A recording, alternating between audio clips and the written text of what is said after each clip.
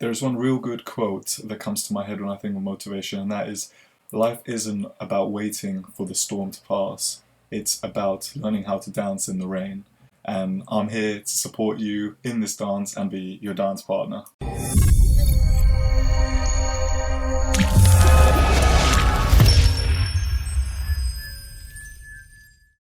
That's a great way to start off the video, nice and cringy, as always on this channel that you will probably see so far, and I've only done one video that is not good. Anyway, I feel I'm doing my best to help you guys, and I think that's what counts, so...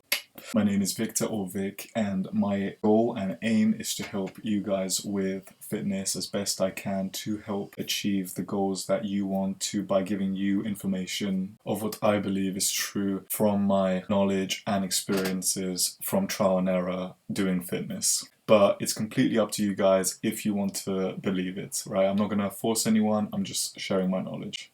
Please do critique me if I am wrong. This is like a learning platform, and the goal is basically just for all of us to try and help each other out, if that makes sense. Just to have open debates, unlike other channels that I will not mention in fitness, especially in the fitness industry. Today I'll be explaining about what things you could do, what tips and tricks, I guess, or whatever, just to understand better how you can stay more motivated so that you can work out better if you're not working out, or start working out, just anything in relation to working out, and just, to be honest, exercise and healthiness in general. Let's go to the video. The first thing that I was wanting to cover is about basically dopamine detox or dopamine fasting, right? Whichever one that you want to hear.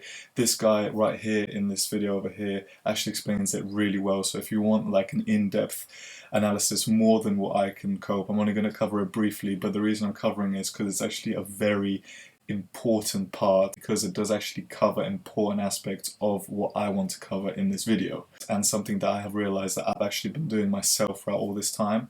I just didn't actually realize it, to be honest, and you most likely will relate to it as well. In fitness, there's 6 different aspects of something that's called total fitness, right? I don't know why I said that, because it actually is total fitness, but one of those aspects is mental and emotional fitness. So it's basically what to do with your mental well-being. Like, mental fitness is just as important as physical fitness because of motivation to work out, motivation to eat healthy, etc, etc, right? It's basically all about motivation and how you keep your mental well-being sufficient enough for you to perform physical fitness better and other types of fitness in the total fitness categories better. The way dopamine detox works and helps the mental and emotional fitness is because dopamine is a molecule not for pleasure, but it's actually more for desire. Fitness is normally something that many people do not want to do initially, right? So because of that, it's not desired, they don't have a big stimulus for it. But compared to like playing video games or doing something else, right?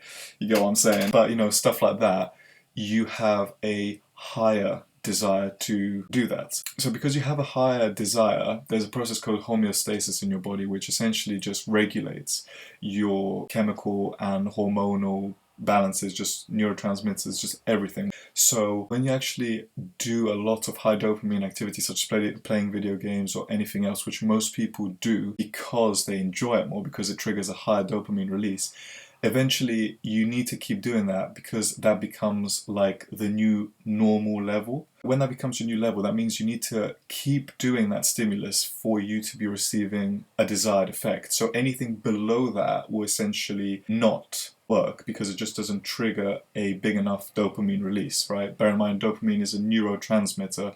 It is not a hormone, right? Because neurotransmitter, it's all about in the brain going through the synapses, whereas hormones are actually secreted through endocrine glands and they travel through the blood, right? And that is not what dopamine is, because it's all in the brain. Because many people do not want to exercise, because that's a low dopamine effect, when you do higher dopamine activity, you're going to not even want to exercise even more, right? So essentially, when you do not do high stimulating dopamine activities, like I said, television, the other thing that you know about, right? Stuff like that, just playing video games, anything like that. When you don't do them, and when you have a day or two in the week when you stop doing them, what that's going to do is starve as the guy in the video describes it, starve your dopamine receptors from releasing dopamine. So essentially it's going to, under the process of homeostasis, it's going to regulate that back.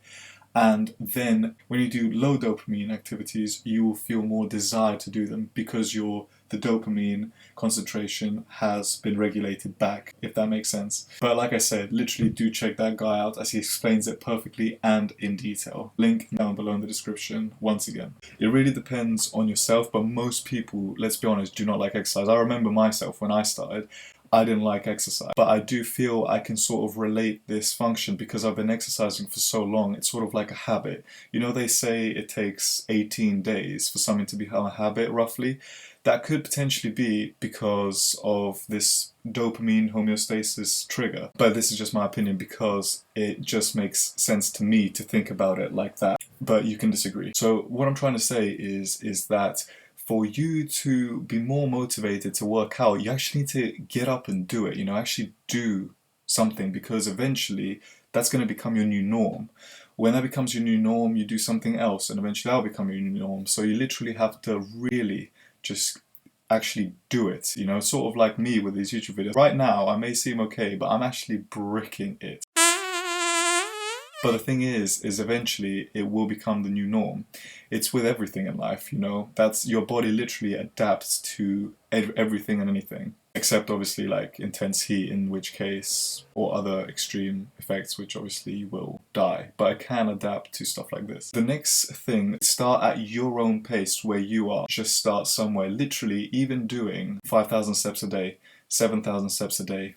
Keep working up, right? Eventually you're going to reach 10,000 steps. Great. Then you keep going, 12,000, etc, etc. Obviously there's only a certain point you can do that, but you only need between 10 to 20,000 steps. But literally if you can't do 10,000 steps, that's cool. Just literally start, like I said, 5,000 steps and build your way up to that. Take everything one step at a time. The other issue that I know that I had, I don't know about other people, but I know I definitely had this when I was starting fitness, is basically having really low self-efficacy and basically believing that I can't do it. Like, how many of you actually, when you start a workout, when you're like, oh, I need to go to the gym today, when you even think about it, you just don't want to go, right? Unless you've literally trained yourself and it's become a habit. You don't mind it as much, right? But when you're really starting off, you're like, oh, you really do need to start somewhere. And that leads on to my next point. There's two different types of motivation, being intrinsic